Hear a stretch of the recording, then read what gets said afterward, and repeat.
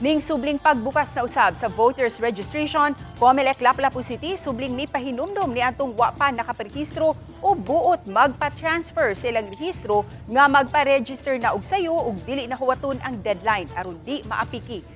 Sukad, gisugdan pagbalik ang voters registration itong Lunes, October 20, nagkadaghan ang mga mibisita sa Comelec Lapu-Lapu City aron magparehistro. Niadtong Lunes, nakatala sila og 161 applicants. Samtang miabot sa 197 ang nagparehistro sukad October 21. Matud sa Comelec Lapu-Lapu City, magsugod ang ilang voters registration matag alas 8 sa buntag hangtod na sa alas 5 sa hapon.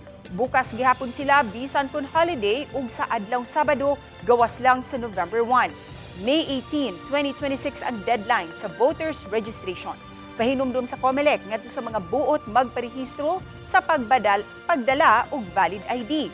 Samtang sa mga walay government-issued ID, ako lang i-emphasize nga ang barangay certification, dili na siya pwede na to makonsider, as well as the PNP clearance, dili na. So, NBI, maoy atong madawat.